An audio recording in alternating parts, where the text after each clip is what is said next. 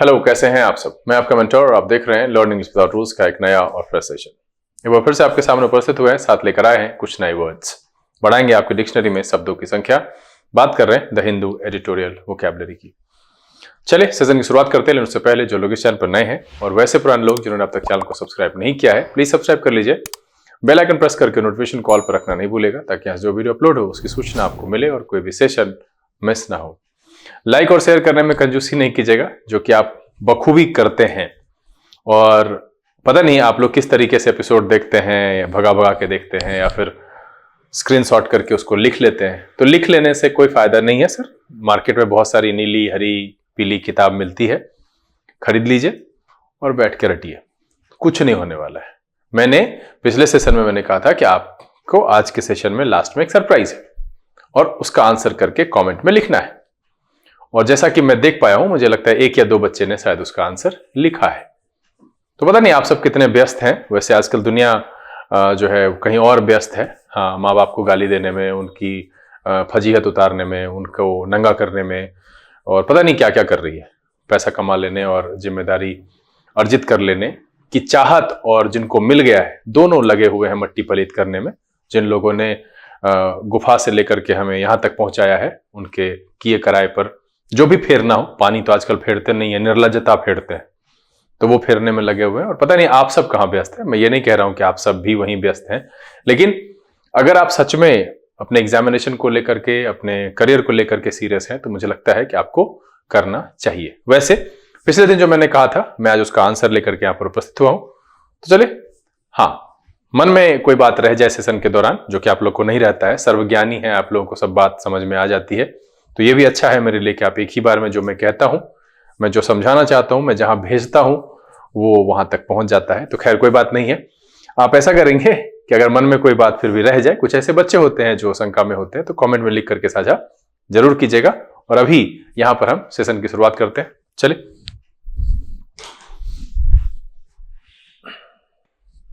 Learning without rules के session में फिर से आप सबका तहे दिल से स्वागत है।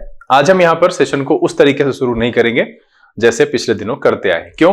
क्योंकि पिछले दिन मैंने कुछ क्वेश्चन दिए थे, जो मैंने आपको पढ़ाया है उसी के आधार पर, और आपके प्रीवियस जो एपिसोड्स रहे हैं उसके कुछ वर्ड्स थे, 2 या 3, और बाकी जो थे वो उस दिन वाले ही थे, यानी कल वाले ही थे। तो आज हम उसका आंसर कराते हैं। आज यहां पर कोई सरप्राइज नहीं है, पहले आंसर कर लीजिए, बाद में इसी को अपने नोटबुक में जहां पर आपने लिखा है, अगर लिखा है तो ढूंढ लीजिएगा और मीनिंग को याद कर लीजिएगा और मिलाइए कि कितना सही है और कितना गलत है।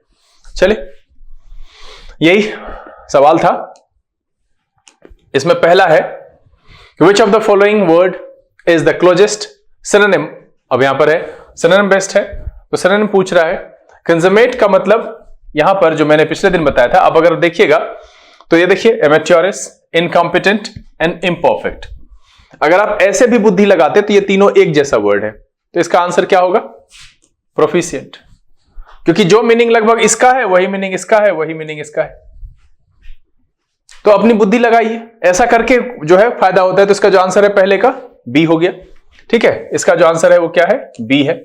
चलिए, अगला कह रहा है what is the best synonym for audacious. अब देखिए यहां पर एक कह रहा है कॉशस, एक कह रहा है हेजिटेंट, एक कह रहा है फियरफुल। तीनों लगभग एक ही जैसा शब्द है, तो इसका आंसर क्या हो जाएगा? डेयरिंग, है ना। तो इसका भी आंसर क्या है यहां पर? सी। कह रहा choose the word that is most similar to the meaning of hyperbole. Hyperbole देखिए यहां पर क्या है? अंडरस्टेटमेंट है, यहां थोड़ा अंतर किया है। रियलिटी है या मॉडेस्टी है। तो हाइपरबोली मैंने कल का, मुझे लगता है कि वर्ड ऑफ द डे था, और इसका मतलब था अतिशयोक्ति, बढ़ा चढ़ा करके कहना। तो एग्जैजरेशन इसका मीनिंग है। तो इसका जो आंसर है वो भी आपका है सी। उसके बाद क्या कह रहा है? Select the synonym of imbroglio. ठीक है, अब यहां पर क्या कह रहा है? Clarity, simplicity and order. ये कहीं ना कहीं एक तरह से नहीं दिख रहा है, तो इसका जो आंसर है वो है आपका बी। सर इतना ही आसान होता है, एग्जामिनेशन में ऐसे ही कराया जाता है और ऐसे ही पूछा जाता है। लेकिन इसके लिए क्या है ना कि एक तपस्या करनी पड़ती है। जो मैं ये एपिसोड करता हूं ना, आपको क्या लगता है कि बिहाइंड द सीन जो होता है, कैमरे के पीछे क्या करना पड़ता है? कि मतलब उठ के आते हैं और ये सब हमको कौन जी, भगवान जी दे जाते हैं? सब करना पड़ता है सर, एक एक चीज। तो चूंकि ये वीडियो मेरे नाम से अंकित हो रहा है, मेरे चैनल पे जा रहा है, तो उसके पीछे मेरी मेहनत है। अब आपके दिमाग में ये जाएगा तो उसके लिए आपको मेहनत करनी पड़ेगी। मुझे पता नहीं आप सब कौन सी दुनिया में है, क्या चल रहा है नहीं चल रहा है वो तो खैर आप बेहतर समझ सकते हैं, क्योंकि आपके जीवन को आपसे बेहतर कोई नहीं समझ सकता है। तो मैं तो बस इतना ही कहूंगा कि अगर आप सच में पास करना चाहते हैं, अपनी बुद्धि, अपनी क्षमता, अपना कौशल बढ़ाना चाहते हैं, तो पढ़िए, पढ़ना ही एक रास्ता है। अगला क्या कह रहा है? Identify the correct synonym of बलवॉक।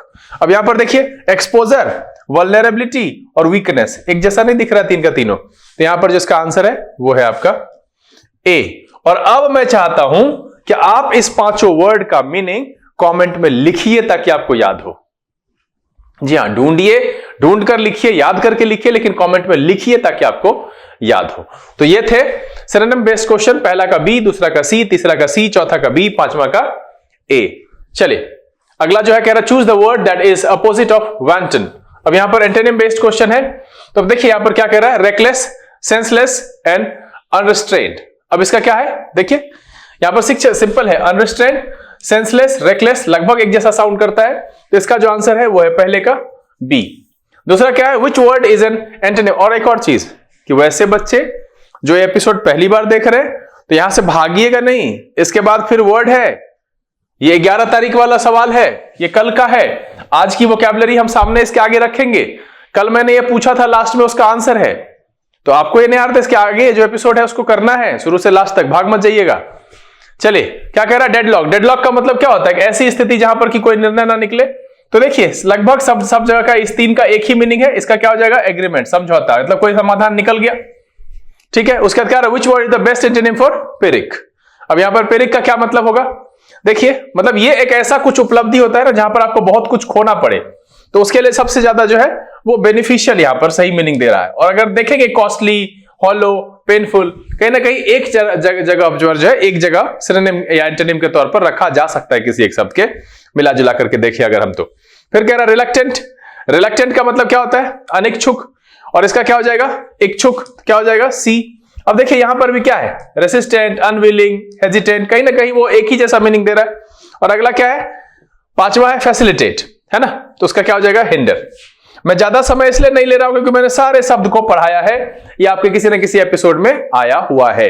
तो यहां पर जो इसका है पहला का बी, दूसरा का बी, तीसरा का सी, चौथा का सी, पांचवा का ए। और उम्मीद है कि आज तो खैर नहीं है क्योंकि मुझे इसको सॉल्व कराना था, तो मैंने इसके आगे रखा नहीं है, ज्यादा लंबा एपिसोड करेंगे नहीं, फिर अगले सेशन में रहेगा, तो बनाइएगा जरूर। और अगले दिन से कुछ कोशिश करूंगा क्वेश्चन वगैरह भी डाल दो जिसको कि एडिटोरियल को पढ़ करके आप उसको सॉल्व करिए। चलिए सेशन की शुरुआत करते हैं, और शुरुआत वहीं से करेंगे वर्ड ऑफ द डे से। आज का जो वर्ड ऑफ द डे है वो है लार्सेनी। लार्सेनी नाउन की तरह प्रयोग होता है और इसका मतलब होता है refers to the unlawful taking of someone else property with the intent to permanently deprive the owner of it. It is a legal term used to describe theft और स्टीलिंग। सीधा सीधा कितने अच्छे से इसको समझा दिया कि रेफर्स का मतलब है कि अनलॉफुल तरीके से आप किसी की प्रॉपर्टी को हथिया ले और ऐसा करे कि मालिक उससे वंचित ही हो जाए। साधारण शब्द में कहें तो चोरी कह सकते हैं आप इसको। सिनोनिम की बात करें theft, stealing and robbery. Antonym की बात करें ऑनेस्टी, इंटीग्रिटी एंड रिटर्न। क्या हो जाएगा? ऑनेस्टी, इंटीग्रिटी एंड रिटर्न एक अर्थ में लार्सेनी के एंटोनिम के तौर पर प्रयोग करेंगे। सिनोनिम की बात करें थेफ्ट, स्टीलिंग एंड रॉबरी।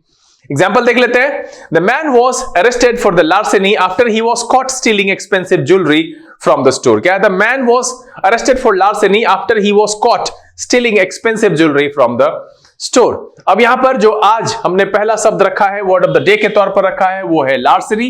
लार्सेनी का मतलब क्या होता है कि unlawful taking of someone else property with the intent to permanently deprive the owner of it. It is a legal term used to describe theft और स्टीलिंग। मतलब सीधा सीधा समझिए कि आप चोरी को डिस्क्राइब करने के लिए लार्सेनी शब्द का प्रयोग कर सकते हैं। The man was arrested for larceny after he was caught stealing expensive jewellery from the store. चलिए सेशन की शुरुआत करते हैं और आपके सामने रखते हैं आज का पहला वर्ड।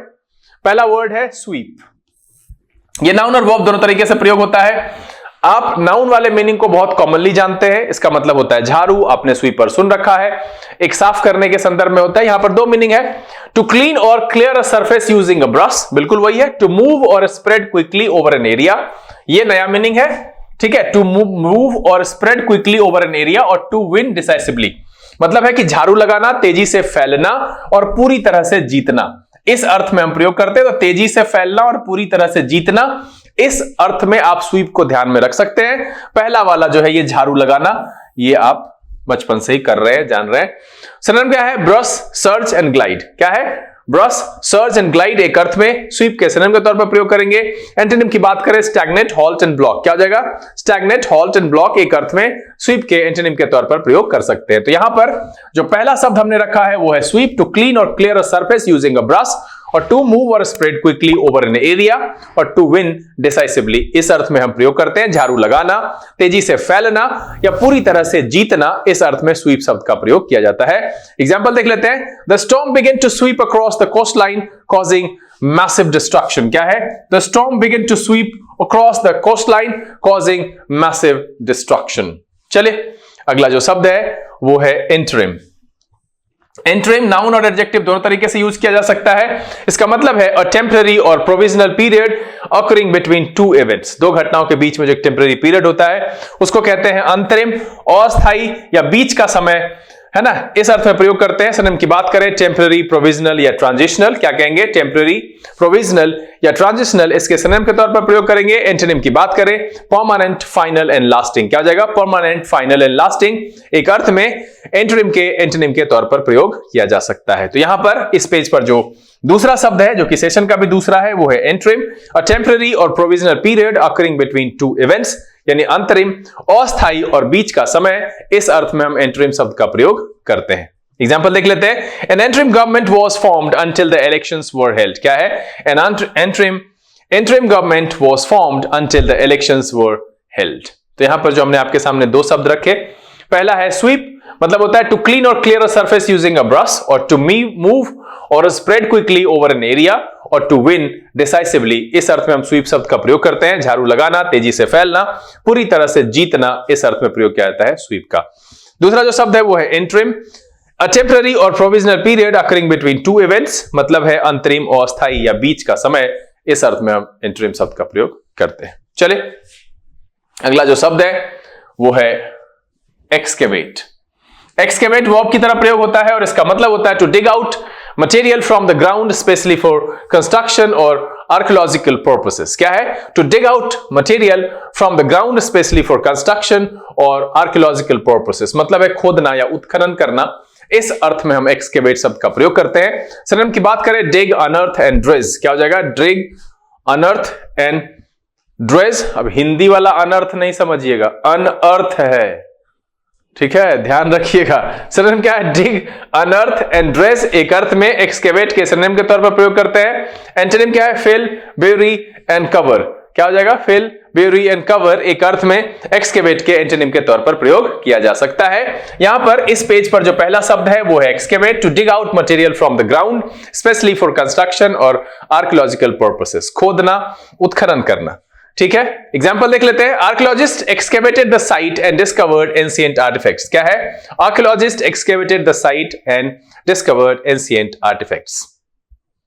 चलिए अगला जो शब्द है वो है वैंडलाइज। वैंडलाइज वर्ब की तरह प्रयोग होता है और इसका मतलब होता है टू डेलिबरेटली डिस्ट्रॉय और डैमेज प्रॉपर्टी। क्या है? टू डेलिबरेटली डिस्ट्रॉय और डैमेज प्रॉपर्टी, तोड़फोड़ करना या विध्वंस करना, इस अर्थ में हम वैंडलाइज शब्द का प्रयोग करते हैं। कॉमनली यूज्ड है, कई जगह पर आपने सुन रखा होगा। सिनोनिम की बात करें डिस्ट्रॉय, डिफेस एंड रुइन, क्या हो जाएगा? डिस्ट्रॉय, डिफेस एंड रुइन एक अर्थ में वैंडलाइज के सिनोनिम के तौर पर प्रयोग करेंगे। एंटोनिम की बात करें प्रोटेक्ट, रिस्टोर एंड प्रिजर्व, क्या हो जाएगा? प्रोटेक्ट, रिस्टोर एंड प्रिजर्व एक अर्थ में वैंडलाइज के एंटोनिम के तौर पर प्रयोग किया जा सकता है। इस पेज पर जो दूसरा शब्द है वो है वैंडलाइज, टू डेलिबरेटली डिस्ट्रॉय और डैमेज प्रॉपर्टी, मतलब है तोड़फोड़ करना या विध्वंस करना, इस अर्थ में हम वैंडलाइज शब्द का प्रयोग करते हैं। एग्जांपल देख लेते हैं। The miscreants vandalise the public park by breaking benches and damaging trees, क्या है? The miscreants vandalise the public park by breaking benches and damaging trees. तो यहां पर इस पेज पर जो दो शब्द है, पहला है excavate, to dig out material from the ground specially for construction और आर्कियोलॉजिकल पर्पसेस, मतलब होता है खोदना या उत्खनन करना, इस अर्थ में यूज करते हैं एक्सकेवेट का। दूसरा शब्द है वैंडलाइज, टू डेलिबरेटली डिस्ट्रॉय और डैमेज प्रॉपर्टी, तोड़फोड़ करना या विध्वंस करना, इस अर्थ में प्रयोग करते हैं वैंडलाइज। चले अगला जो शब्द है वो है ट्रांसफिक्स। ट्रांसफिक्स वर्ब की तरह प्रयोग होता है और इसका मतलब होता है to make someone motionless with amazement, fear और शॉक, और टू पियर्स थ्रू समथिंग, मतलब होता है स्तब्ध कर देना या बेधना। बेधना कहने का मतलब छेद करने से, है ना? देख रहे? To make someone motionless with amazement, fear और शॉक, और टू पियर्स थ्रू समथिंग, स्तब्ध करना, किस वजह से? तो भैया वो तो अमेजमेंट की वजह से हो सकता है, फियर की वजह से हो सकता है, शॉक की वजह से हो सकता है। तो स्तब्ध करना और बेधना, इस अर्थ में हम ट्रांसफिक्स का प्रयोग करते हैं। सिनोनिम की बात करें, स्टन, मेस्मराइज एंड इमोबिलाइज, क्या हो जाएगा? स्टन, मेस्मराइज एंड इमोबिलाइज, इसके सिनोनिम के तौर पर प्रयोग करेंगे। एंटोनिम की बात करें, रिलीज, डिसएंगेज एंड फ्री, क्या हो जाएगा? रिलीज, डिसएंगेज एंड फ्री एक अर्थ में ट्रांसफिक्स के एंटोनिम के तौर पर प्रयोग किया जाएगा। एग्जाम्पल देख लेते हैं। कह रहा है the audience was transfixed by the magician's incredible performance. क्या है? The audience was transfixed by the magician's incredible performance. तो यहां पर जो इस पेज पर पहला शब्द है वो है transfix, to make someone motionless with amazement, fear और शॉक, और टू पियर्स थ्रू समथिंग, इस अर्थ में प्रयोग करते हैं। स्तब्ध होना या स्तब्ध करना और बेधना, इस अर्थ में प्रयोग किया जाता है ट्रांसफिक्स का। चले अगला जो शब्द है वो है इडियोसिंक्रेटिक। ये एक एडजेक्टिव की तरह प्रयोग होता है और इसका मतलब होता है पिक्यूलियर और यूनिक इन कैरेक्टर, बिहेवियर और थॉट, मतलब है विशिष्ट, विशेष या अनूठा। इडियोसिंक्रेटिक का मतलब क्या है? अब यहां पर देखिए, इसी में आप सिंक्रेटिक हटा के इडियोटिक लगा दीजिए, तब वो कौन होगा वो आप लोग सोचिए। नहीं, हम काहे बोले, हम कुछ नहीं बोलेगा, क्योंकि हम बोलेगा तो बोलोगे कि बोलता है, अब बोलते ही होगे। क्यों? क्योंकि ऐसा लगता होगा मास्टर साहब जितना वर्ड पढ़ाते हैं उतना आके ताने मार देते हैं, ऐसे करते हो, वैसे करते हो, वर्ड नहीं करते हो, फलाना नहीं करते हो। अरे भैया, हम आप ही के लिए कह रहे हैं, पढ़ लीजिएगा, अच्छा होगा, कमाइएगा उमाइएगा तो हमको दे दीजिएगा, हैं? बताइए, कर लीजिए, क्योंकि कुछ समय के बाद नहीं हो, सब नहीं होगा, इसका भी टाइम होता है। हाँ, कहते हैं वो बूढ़ा तोता जो है ना पोस नहीं मानता है, बुढ़वा तोता कुछ सिखाइएगा वो सिखबे नहीं करता है। हाँ, तो इडियोसिंक्रेटिक का मतलब क्या है? पिक्यूलियर और यूनिक इन कैरेक्टर, बिहेवियर और थॉट, मतलब है विशिष्ट, विशेष या अनूठा। इस अर्थ में हम इडियोसिंक्रेटिक शब्द का प्रयोग करते हैं। सिनोनिम की बात करें, एसेंट्रिक, क्विर्की और अनकन्वेंशनल, क्या हो जाएगा? एसेंट्रिक, क्विर्की एंड अनकन्वेंशनल एक अर्थ में इडियोसिंक्रेटिक के सिनोनिम के तौर पर प्रयोग करेंगे। एंटोनिम की बात करें, कॉमन, ऑर्डिनरी एंड टिपिकल, क्या हो जाएगा? कॉमन, ऑर्डिनरी एंड टिपिकल एक अर्थ में इडियोसिंक्रेटिक के एंटोनिम के तौर पर प्रयोग किया जा सकता है। तो यहां पर इस पेज पर जो दूसरा शब्द है वो है इडियोसिंक्रेटिक, पिक्यूलियर और यूनिक इन कैरेक्टर, बिहेवियर और थॉट, यानी विशिष्ट, विशेष या अनूठा, इस अर्थ में प्रयोग करते हैं इडियोसिंक्रेटिक का। एग्जाम्पल देख लेते हैं। His idiosyncratic way of dressing made him stand out in the crowd. क्या है? His idiosyncratic way of dressing made him stand out in the crowd. तो यहां पर जो इस पेज पर हमने दो शब्द पढ़ाए, पहला है ट्रांसफिक्स, मतलब होता है to make someone motionless with amazement, fear और शॉक, या फिर टू पियर्स थ्रू समथिंग, इस अर्थ में प्रयोग करते हैं स्तब्ध करना या बेधना, इस अर्थ में प्रयोग किया जाता है ट्रांसफिक्स का। दूसरा शब्द है इडियोसिंक्रेटिक, पिक्यूलियर और यूनिक इन कैरेक्टर, बिहेविंग और थॉट, मतलब विशिष्ट, विशेष या अनूठा, इस अर्थ में प्रयोग करते हैं हम इडियोसिंक्रेटिक का। चलिए अगला जो शब्द है, कुछ गड़बड़ था क्या जी? 5 और 6 होना चाहिए, इतना जल्दी कैसे 8 पे पहुंच गए, हम भी सदमा में। चलिए अगला जो शब्द है वो है ensemble। ensemble नाउन की तरह प्रयोग होता है और इसका मतलब होता है ग्रुप ऑफ आइटम्स, पीपल और things that work together as a whole, और स्पेशली इन म्यूजिक, फैशन और परफॉर्मेंस, इस अर्थ में प्रयोग करते हैं ensemble का। समूह, गीत मंडली और समुच्चय, ग्रुप जिसको कह लीजिए। सिनोनिम की बात करें, ग्रुप, ट्रूप और कलेक्शन। एंटोनिम कहेंगे इंडिविजुअल, सेपरेशन एंड डिसयूनियन। क्या हो जाएगा synonym? Group, troupe and collection. Antonym हो जाएगा इंडिविजुअल, सेपरेशन एंड डिसयूनियन। तो यहां पर जो इस पेज पर पहला शब्द है वो है ensemble। ensemble, a group of item, people or things that work together as a whole, especially in music, fashion और performance, इस अर्थ में प्रयोग करते हैं हम ensemble का।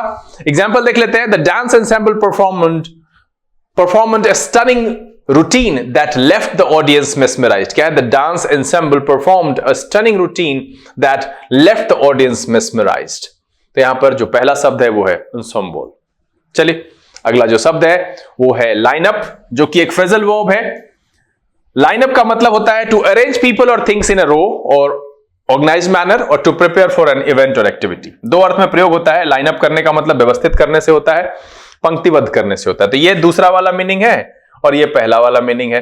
किसी चीज को पंक्तिबद्ध करना, अरेंज करना, उसके लिए भी लाइनअप शब्द का बहुत कॉमनली यूज्ड है, और एक व्यवस्थित करने के सेंस में भी हम लाइनअप शब्द का प्रयोग करते हैं। सिनोनिम की बात करें, अरेंज, ऑर्गेनाइज एंड अलाइन, क्या हो जाएगा? अरेंज, ऑर्गेनाइज एंड अलाइन एक अर्थ में लाइनअप के सिनोनिम के तौर पर प्रयोग करेंगे। एंटोनिम की बात करें, डिसअरेंज, स्कैटर एंड डिस्पर्स, क्या हो जाएगा? डिसअरेंज, स्कैटर एंड डिस्पर्स एक अर्थ में लाइन अप के एंटोनिम के तौर पर प्रयोग किया जा सकता है। तो यहां पर जो इस पेज पर दूसरा शब्द है वो एक फ्रेजल वर्ब है, वो है line up, to arrange people और थिंग्स इन अ रो और ऑर्गेनाइज मैनर, और to prepare for an event और एक्टिविटी, इस अर्थ में प्रयोग करते हैं लाइन अप का। एग्जाम्पल देख लेते हैं। The students were asked to line up before entering the auditorium. क्या है? The students were asked to line up before entering the auditorium. तो यहां पर जो दो शब्द हमने पढ़ाए हैं, पहला है ensemble या ensemble कह सकते हैं, a group of items, people, things that work together as a whole, और स्पेशली इन म्यूजिक, फैशन और परफॉर्मेंस, इस अर्थ में हम ensemble शब्द का प्रयोग करते हैं। दूसरा जो शब्द हमने रखा है वो यहां पर है लाइनअप। लाइनअप एक फ्रेजल वर्ब है, इसका मतलब होता है टू अरेंज पीपल और थिंग्स इन अ रो और ऑर्गेनाइज्ड मैनर, और to prepare for an event और एक्टिविटी, इस अर्थ में प्रयोग करते हैं हम लाइनअप का। चले अगला जो शब्द है वो है pageantry.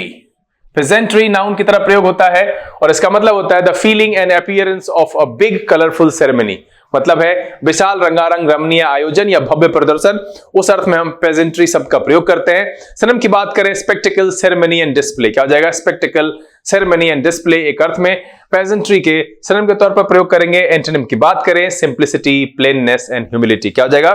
Simplicity, plainness and humility एक अर्थ में पेजेंट्री के एंटोनिम के तौर पर प्रयोग किया जा सकता है। यहां पर जो इस पेज पर पहला शब्द हमने रखा है वो है pageantry, the feeling and appearance of a big colourful ceremony, विशाल रंगारंग रमणीय आयोजन या भव्य प्रदर्शन, इस अर्थ में हम पेजेंट्री शब्द का प्रयोग करते हैं। एग्जाम्पल देख लेते हैं। Millions of people enjoyed the pageantry of Olympic opening on the television, क्या है? Millions of people enjoyed the pageantry of the Olympic opening on the television. चले अगला जो शब्द है वो है ऑगमेंट। ऑगमेंट वर्ब की तरह प्रयोग होता है, फ्रेजल वर्ब नहीं है, ऑगमेंट वर्ब की तरह प्रयोग होता है। इसका मतलब होता है to increase the amount, value, size etcetera of something, किसी वस्तु का मूल्य, संख्या, आकार आदि बढ़ाना, इस अर्थ में हम ऑगमेंट शब्द का प्रयोग करते हैं। सिनोनिम देख लेते हैं। Increase, expand, enhance and boost, क्या हो जाएगा? Increase, expand, enhance and boost एक अर्थ में ऑगमेंट के सिनोनिम के तौर पर प्रयोग करेंगे। एंटोनिम की बात करें, reduce, diminish, lesson and abate, क्या हो जाएगा? Reduce, diminish, lesson and abate एक अर्थ में ऑगमेंट के एंटोनिम के तौर पर प्रयोग किया जा सकता है। तो यहां पर जो दूसरा शब्द है इस पेज पर वो है augment, to increase the amount, value, size etcetera of something, किसी वस्तु का मूल्य, संख्या, आकार आदि बढ़ाना, इस अर्थ में हम ऑगमेंट शब्द का प्रयोग करते हैं। एग्जाम्पल देख लेते हैं। He will have to find work to augment his income, क्या है? He will have to find work to augment his income. तो यहां पर इस पेज पर जो हमने दो शब्द रखे उसमें पहला है pageantry, the feelings and appearance of a big colourful ceremony, विशाल रंगारंग रमणीय आयोजन या भव्य प्रदर्शन, इस अर्थ में हम पेजेंट्री शब्द का प्रयोग करते हैं। दूसरा जो शब्द हमने रखा वो है augment, to increase the amount, value, size etcetera of something, किसी वस्तु का मूल्य, संख्या, आकार आदि बढ़ाना, इस अर्थ में हम ऑगमेंट शब्द का प्रयोग करते हैं। चलिए अगला जो शब्द है वो है डेस्टिट्यूट। डेस्टिट्यूट एडजेक्टिव की तरह प्रयोग होता है। इसका मतलब होता है विदाउट एनी मनी, फूड और होम, मतलब है घर, भोजन, धन, भोजन या घर की सुविधा से वंचित, दीनहीन, निराश्रय या बेसहारा, इस अर्थ में हम डेस्टिट्यूट शब्द का प्रयोग करते हैं। सिनोनिम है इंडिजेंट, पेनिलेस एंड इम्पिक्यूनियस, क्या हो जाएगा? इंडिजेंट, पेनिलेस एंड इम्पिक्यूनियस एक अर्थ में डेस्टिट्यूट के सिनोनिम के तौर पर प्रयोग करेंगे। एंटोनिम की बात करें, एफ्लुएंट, ऑप्युलेंट, वेल्दी एंड रिच, क्या हो जाएगा? एफ्लुएंट, ऑप्युलेंट, वेल्दी एंड रिच एक अर्थ में डेस्टिट्यूट के एंटोनिम के तौर पर प्रयोग किया जा सकता है। तो यहां पर इस पेज पर जो पहला शब्द है वो है destitute, without any money, food और होम, धन, भोजन, घर की सुविधा से वंचित, दीनहीन, निराश्रय, बेसहारा, इस अर्थ में हम डेस्टिट्यूट शब्द का प्रयोग करते हैं। एग्जाम्पल देख लेते हैं। During the global economic crisis many people were left destitute, क्या है? During the global economic crisis many people were left destitute. चले अगला जो शब्द है वो है स्पर्न। स्पर्न वर्ब की तरह प्रयोग होता है और इसका मतलब होता है टू रिजेक्ट विद डिसडेन और कंटेम्प्ट, मतलब है अस्वीकार करना। क्या है? टू रिजेक्ट विद डिसडेन और कंटेम्प्ट मतलब होता है अस्वीकार करना। सिनोनिम क्या है? रिजेक्ट, रिफ्यूज एंड रिप्यूडिएट, क्या हो जाएगा? रिजेक्ट, रिफ्यूज एंड रिप्यूडिएट एक अर्थ में स्पर्न के सिनोनिम के तौर पर प्रयोग करेंगे। एंटोनिम की बात करें, एक्सेप्ट, अप्रूव एंड एम्ब्रेस, क्या हो जाएगा? एक्सेप्ट, अप्रूव एंड एम्ब्रेस एक अर्थ में स्पर्न के एंटोनिम के तौर पर प्रयोग किया जा सकता है। यहां पर इस पेज पर हमने जो दूसरा शब्द रखा है वो है spurn, to reject with disdain और कंटेम्प्ट, मतलब है घृणा से किसी चीज को रिजेक्ट करना, उस अर्थ में हम यूज करते हैं। स्पर्न का मतलब है अस्वीकार करना। एग्जाम्पल देख लेते हैं। She spurned the job offer because it didn't align with her career goals. क्या है? She spurned the job offer because it didn't align with her career goals. यहां पर जो हमने इस पेज पर दो शब्द रखे, पहला है डेस्टिट्यूट, मतलब होता है विदाउट एनी मनी, फूड और अ होम, घर, धन, भोजन, इस सब से वंचित, घर की सुविधा से वंचित, दीनहीन, निराश्रय, बेसहारा, इस अर्थ में हम डेस्टिट्यूट शब्द का प्रयोग करते हैं। दूसरा जो हमने इस पेज पर रखा वो है spurn, to reject with disdain और कंटेम्प्ट, मतलब है अस्वीकार करना, इस अर्थ में हम डिसडेन स्पर्न शब्द का प्रयोग करते हैं। डिसडेन का मतलब घृणा करने से, बट यहां पर जो है वो है टू रिजेक्ट, इस अर्थ में हम स्पर्न शब्द का प्रयोग करते हैं। चलिए आज का जो अगला वर्ड है वो है प्रिकॉशस। प्रिकॉशस एडजेक्टिव की तरह प्रयोग होता है और इसका मतलब होता है हैविंग डेवलप्ड सर्टेन एबिलिटीज और proclivities at an earlier age than usual. कई सारे बच्चों में देखिएगा, और ऐसा कई बार सुनने के लिए भी आपको मिला होगा, कि बहुत कम उम्र में बहुत अधिक दक्षता है या बहुत अधिक मैच्योरिटी किसी ने हासिल कर लिया है, तो उसके लिए हम ये एडजेक्टिव यूज कर सकते हैं प्रिकॉशस, मतलब है असमय परिपक्व होना। सिनोनिम की बात करें एडवांस, मैच्योर, गिफ्टेड। एंटोनिम की बात करें डीलेड, इमैच्योर एंड लेट ब्लूमिंग। क्या हो जाएगा? डीलेड, इमैच्योर एंड लेट ब्लूमिंग एक अर्थ में प्रिकॉशस के एंटोनिम के तौर पर प्रयोग किया जा सकता है। तो यहां पर जो हमने इस पेज पर पहला शब्द रखा है वो है प्रिकॉशस, मतलब है हैविंग डेवलप्ड सर्टेन एबिलिटीज और proclivities at an earlier age than usual, मतलब है असमय परिपक्व, इस अर्थ के में हम प्रिकॉशस शब्द का प्रयोग करते हैं। एग्जाम्पल देख लेते हैं। आई हैव बीन स्लॉग, अरे नहीं, ये इसका एग्जाम्पल नहीं है, मैं आपके लिए यहां पर एक नया एग्जाम्पल ऐड कर दे रहा हूं। Mona a precocious child who started her acting career at the age of 5। इसको लिख लीजिएगा, Mona a precocious child who started her acting career at the age of 5। तो हमने यहां पर क्या बताया? प्रिकॉशस मतलब होता है असमय परिपक्व। चलिए अगला जो शब्द है वो है स्नाकी। स्नाकी एडजेक्टिव की तरह प्रयोग होता है और इसका मतलब होता है क्रिटिकल और मॉकिंग इन एन इनडायरेक्ट और सार्कास्टिक वे, मतलब है व्यंग्यपूर्ण। क्या है? मॉकिंग, लेकिन कैसा? इनडायरेक्ट और सार्कास्टिक वे में जब हम कुछ व्यंग करें उसके लिए हम कहते हैं स्नाकी। सिनोनिम की बात करें सार्कास्टिक, साशी एंड एसर्बिक। क्या हो जाएगा? सार्कास्टिक, साशी एंड एसर्बिक एक अर्थ में स्नाकी के सिनोनिम के तौर पर प्रयोग करेंगे। एंटोनिम की बात करें रिस्पेक्टफुल, पोलाइट एंड कर्चियस। क्या हो जाएगा? रिस्पेक्टफुल, पोलाइट एंड कर्चियस एक अर्थ में स्नाकी के एंटोनिम के तौर पर प्रयोग किया जा सकता है। तो यहां पर जो हमने दूसरा शब्द रखा है इस पेज पर, जो कि आई थिंक इस सेशन का सेकंड लास्ट वर्ड है, स्नाकी मतलब है क्रिटिकल और मॉकिंग इन एन इनडायरेक्ट और सार्कास्टिक वे, मतलब है व्यंग्यपूर्ण, इस अर्थ में प्रयोग करते हैं स्नाकी का। एग्जाम्पल देख लेते हैं। His snarky comment during the meeting made everyone uncomfortable। क्या है? his snarky comment during the meeting made everyone uncomfortable। हमने इस पेज पर जो दो शब्द रखे उसमें पहला है precocious, मतलब होता है having developed certain abilities or proclivities at an earlier age than usual, इस अर्थ में प्रयोग करते हैं precocious का, असमय परिपक्व। दूसरा जो शब्द है वो है snarky, critical और mocking in an indirect or sarcastic way, व्यंग्यपूर्ण, इस अर्थ में प्रयोग करते हैं इसका। एग्जाम्पल क्या है? His snarky comment during the meeting made everyone uncomfortable। चले आज के सेशन का जो आखिरी शब्द है वो है कलूड। कलूड वर्ब की तरह प्रयोग होता है। हाँ, इसको कल उड़ नहीं पढ़ लीजिएगा, ठीक है? कल्लूड नहीं पढ़ लीजिएगा, कुछ भी कल्लू पढ़ के कल्लू दे, कुछ भी बच्चा कुछ पढ़ता है, ठीक है? ऐसा ऐसा वर्ड है, इसको पढ़ेगा रुई, ये रुई नहीं है श्रू, ठीक है? ऐसा ऐसा वक्र सब मिला है ना, इसको पढ़ता है एनेक्सिटी, इसको पढ़ेगा एनेक्सियस। ऐसे नहीं पढ़ते हिंदी की तरह। रू है, एंजाइटी है, एंक्सस है। थोड़ा कोशिश करिए, सुन लीजिए। मैंने पहले भी कहा है कि आपको 15 मिनट कम से कम सुनना चाहिए किसी का, जो आपको समझ में आए थोड़ा बहुत, तो सुन करके सुधारना। ठीक है, आपको ब्रिटिश नहीं बनना, अमेरिकन नहीं बनना, बट कम से कम शब्दों का सही उच्चारण तो करें।